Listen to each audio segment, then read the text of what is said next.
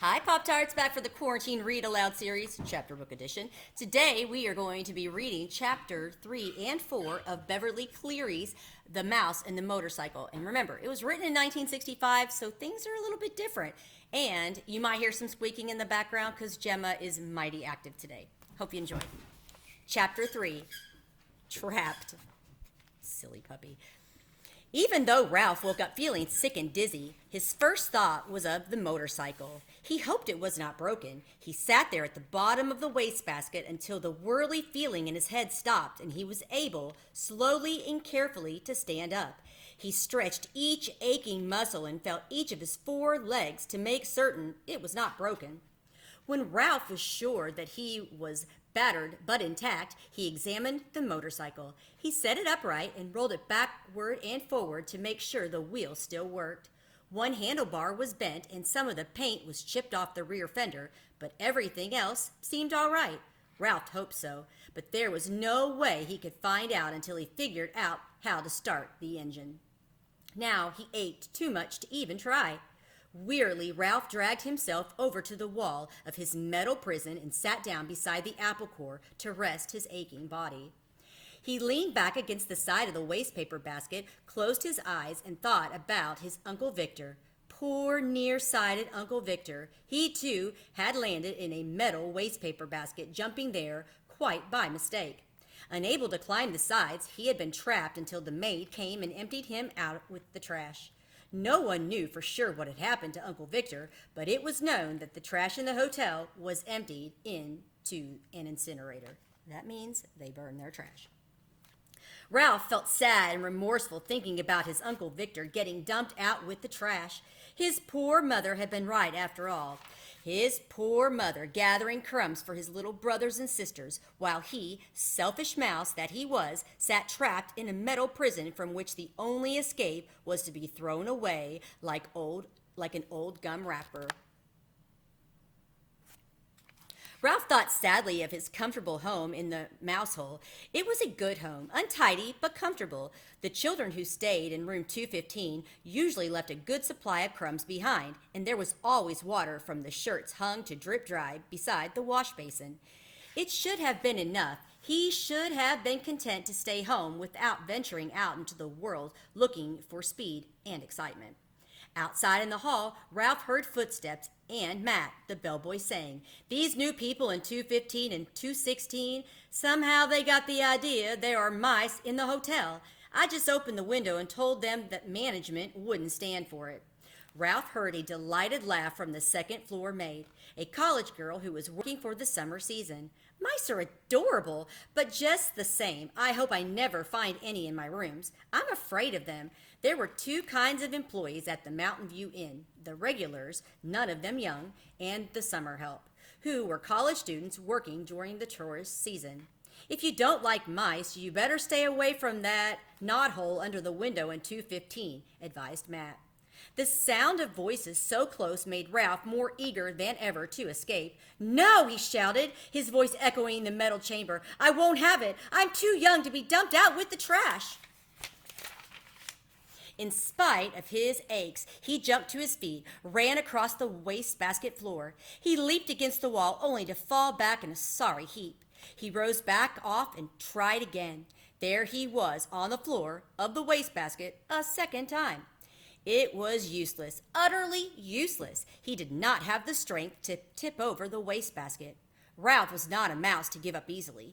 He considered his problem a moment before he rolled the motorcycle over to the wall of the wastebasket. Then he seized the apple core by the stem and dragged it over to the motorcycle. By putting his shoulder on the stem end, he managed to raise the core until it was standing on its blossom end. But when he put his front paws around it and tried to lift it, he found he could not. The core was too heavy to lift up onto the seat of the motorcycle. Ralph was disappointed, but when he stopped to think it over, he saw that even if he could manage to get the apple core on top of the motorcycle, it would not be high enough to allow him to climb out of the wastebasket.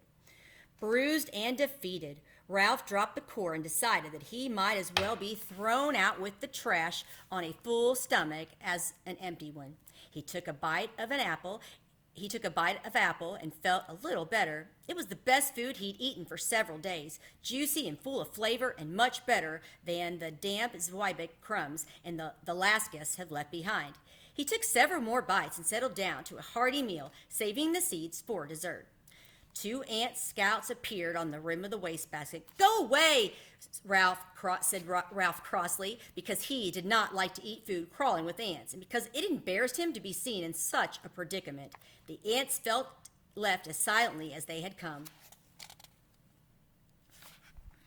When Ralph had eaten his fill of the apple, he curled up beside the core.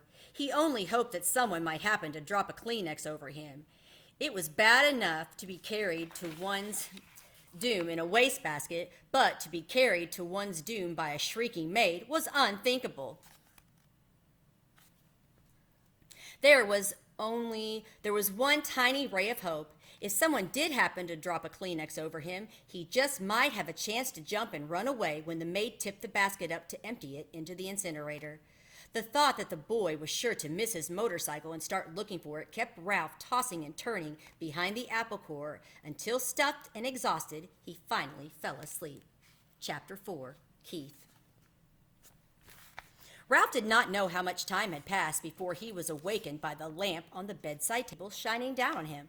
He squeezed himself into the tiniest possible ball, wrapped his tail around his body, and tried to make himself as thin as the apple core. "My motorcycle!" shouted the boy, the very first thing. "Somebody stole my motorcycle!" "Uh-oh," thought Ralph. "It won't be long now." "Nobody stole your motorcycle," answered the boy's mother from 216. "It's around someplace. You just mislaid it. You can find it in the morning. You had better get ready for bed now."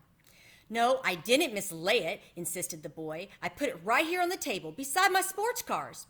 "You'll find it someplace," said his mother, not much interested. Boys were always losing things. While Ralph cowered behind the apple core, Keith opened the drawer of the bedside table and slammed it shut. He jerked back the bedspread, yanked the pillows off the bed, and threw them back. Then he got down on his hands and knees and looked under the bed and the table. Ralph wrapped his tail more tightly around his body. "Here it comes," he thought. The boy's face appeared in the opening at the top of the wastebasket. Ralph's heart raced like a motor. "Ha," said the boy to himself. "Here it is. I wonder how it got there." His hand came down to the wastebasket to seize the motorcycle and lift it out. Still leaning over the wastebasket, he examined the bent handlebar and the chipped paint. "That's funny," he remarked aloud. "It must have rolled off, but I don't see how it could." The boy did the natural thing for a boy to do. He looked into the wastebasket again. Ralph closed both eyes tight and waited. He wished he had not eaten so much of the apple core. If he had not been so greedy, the core would have been thicker and he would have been thinner. "Hey," whispered the boy, obviously very much surprised. "How did you get in here?" He was careful to keep his voice lower than the sound of the breezes in the pines outside the window. Ralph did not move. He was grateful to the boy for not touching the apple core, even though it was really no protection at all. "Psst," whispered the boy. "Are you asleep?" Still, Ralph remained motionless, except for the slight quiver of his whiskers, which he was unable to control. The boy was silent, but the mouse could feel the rhythmic drafts of his breathing. The boy must be thinking, but what was he thinking? That was what was worrying Ralph. "No," said the boy to himself. "No, it couldn't be." "Couldn't be what?" wondered Ralph, who was beginning to feel cramped from crouching behind the apple core. "Hey, wake up," whispered the boy. That was the last thing Ralph wanted to do. "Come on," pleaded the boy. "I won't hurt you." Ralph considered, after all, what did he have to lose? If he stayed in the wastebasket, he was almost certain to get dumped into the incinerator. He might as well come out from behind the core. If he did, he might find some opportunity to escape. Cautiously, he moved his head from his paws and opened one eye. The boy was smiling down at him. Encouraged, Ralph opened the other eye and lifted his head. "That's the stuff," encouraged the boy. "Now come on, tell me, did you or didn't you ride my motorcycle off the bedside table?" This took Ralph by surprise. He had not expected the boy to guess what happened. "Well, yes, I guess you might say I did," confessed Ralph, rubbing his aching muscles. "I thought so." Neither the mouse nor the boy was the least bit surprised that each could understand the other. Two creatures who shared a love for motorcycles naturally spoke the same language. That must have been some accident. Did it hurt much? Oh, some, answered Ralph with a display of bravado. Anyway, I didn't exactly ride it. I really coasted off. The telephone rang and startled me. Now, how about getting me out of here? Just a minute, said the boy. How did you get up here in the first place? Climbed, stupid, on the telephone cord. Ralph instantly regretted his rudeness. He had better watch his tongue if he expected any help in escaping from the wastebasket. Oh, of course, said the boy apologetically. I should have thought of that myself. At that moment, there came a quick knock on the door to room 215 and the rattle of a key. Help, cried Ralph. The maid. Don't let her see me. Before the boy could do anything, the maid burst into the room. Oh, excuse me. She seemed surprised to see a boy kneeling by the wastebasket. I've come to turn down the bed. That's all right, said the boy quickly. I can do it myself. Thanks anyway. Thank you, said the maid, backing out of the room. Ralph knew she was not anxious to waste time turning down the bed. As soon as she finished her duties, she was going out to the parking lot to meet a busboy, a college boy, whose job was clearing tables in the dining room. Whew, that was close. The boy seemed every bit as relieved as Ralph. I'll say, agreed the mouse. Keith called his mother from 216. Are you getting ready for bed? Sort of, answered Keith. You better come in our bathroom and take a bath, said his mother. Aw, gee, Mom, do I gotta? Asked Keith. Yes, you do, said his father. And don't forget to brush your teeth, said his mother. I won't, promised Keith. Then he whispered to Ralph, you just lie low. I'll hurry and take a bath and get in bed and turn out the light, and after Mom comes and kisses me goodnight, we can talk some more. Lie low indeed, Ralph said indignant.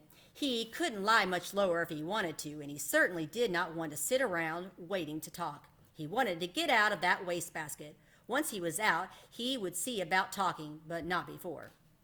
Ralph could hear the boy splashing in 216's bathtub and then hastily brushing his teeth in 215's wash basin. After this, there was the sound of a suitcase being opened and clothes dropped on the floor. The boy hopped into bed, and to Ralph's relief, the light was turned out. In a moment, Mrs. Gridley came in to kiss her son good night. Night, Mom, said the boy, sounding as if he were already drowsy. Good night, Keith, said his mother. It looks as if we're going to have a stay here for a few days. Your father refuses to budge. That's okay, muttered Keith, giving the impression he was almost asleep. Good boy, said his mother. You're a good sport. Good night, son, said the boy's father from the doorway between the rooms.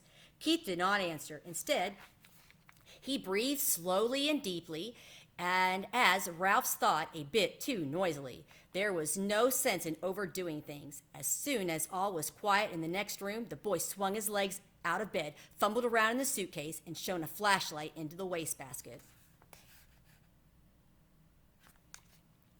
Almost blinded by the unexpected light, Ralph held his paws over his eyes. Hey, cut that out! He could not remember to be polite. Oh, sorry. The boy laid the flashlight on the bed, where its beam shone across the wastebasket rather than into it.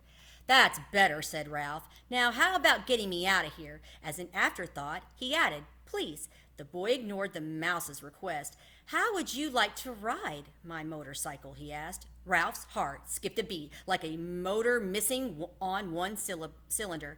A mouse-sized motorcycle would run after all, and there was one thing certain. Since the motorcycle really would run, the boy could not expect him to ride around the bottom of a wastebasket. Sure, Ralph tried to sound calm. The important thing was to get out of this prison. He braced himself, dreading the touch of the boy's hand on his fur. To Ralph's surprise, the boy did not reach in and grab him. Instead, he slowly and gently tipped the wastebasket on its side, permitting Ralph to walk to freedom with pride and dignity. Thanks, said Ralph, genuinely grateful for this consideration. I believe you're okay. Sure, I'm okay, said the boy, setting his motorcycle down beside Ralph. Did you think I wasn't? You never can tell. Ralph put a paw on the handlebar of the motorcycle. It's a real beauty, even with a bent handlebar. I'm sure sorry about that. Forget it, said the boy reassuringly. It won't hurt much. The motorcycle will still run. Ralph threw his leg over the motorcycle and settled himself comfortably in the seat. Perfect, just perfect. The boy was obviously delighted his motorcycle was just right for a mouse. Ralph could not have agreed more heartily. It was perfect, except for one thing. He did not know how to start it. Well, go on, said the boy. Ride it. Ralph was ashamed to confess his ignorance. I don't know how to start it, he admitted. It's the first motorcycle I have ever had a chance to ride. You have to make a noise, the boy exclaimed matter-of-factly. These cars don't go unless you make a noise. The answer was so obvious, Ralph, disgusted with himself for not knowing without asking, he grasped the handlebars and, fearful let the noise be too squeaky, managed a p-p-p-p-p. Sure enough, the motorcycle moved. It really and truly moved across the threadbare carpet. Ralph was so excited that he promptly forgot to make the noise. The motorcycle stopped. Ralph started it again. This time, he remembered to keep it on making the noise. He sped off into a square of moonlight on the carpet and found a good threadbare spot without any bumps. Look out for your tail, said the boy. Don't let it get caught in the spokes. Thanks for reminding me, said Ralph, causing the motorcycle to stop. He started it again and steered with one paw while he reached back with the other, caught up his tail, and held the tip safely against the handlebar. It was a glorious sensation. Speeding around on the carpet freely and noisily, and most of all, fast. Ralph discovered that if he made the noise fast, the motorcycle speeded up. If he slowed the sound, the motorcycle slowed down. He promptly speeded up and raced around in a rectangle of moonlight, where he made another discovery. When he ran out of breath, the momentum of the motorcycle carried him on until he could take another breath. Gee, you're lucky, whispered the boy. In order to answer, Ralph had to stop. I am? It had never occurred to me that a mouse could be luckier than a boy. You sure are, the boy spoke with feeling. My mother would never let me ride a motorcycle. She would say I'd break a leg or something silly like that. Well, if you want to come right down to it, said Ralph, I don't suppose my mother would be exactly crazy about the idea. He began to have an uneasy feeling that he really should be getting back to the mouse hole. Anyway, said the boy gloomily, it will be years and years before I'm old enough to ride a motorcycle, and then when I'm old enough, my mother won't let me. Ralph really felt sorry for the boy, hampered as he was by his youth and his mother. Go on, ride it some more, said the boy. I like to watch. Ralph started the motorcycle again and rode around in the moonlight once more, faster and faster, until he was dizzy from circling, dizzy with excitement, dizzy with the joy of speed. Never mind the danger, never mind what his mother thought. This was living. This was what he wanted to do, on and on and on. Lucky, whispered the boy with envy in his voice. Ralph did not answer. He did not want to stop. And that is the end of chapter 4. We'll see you back for chapter 5. Have a great day.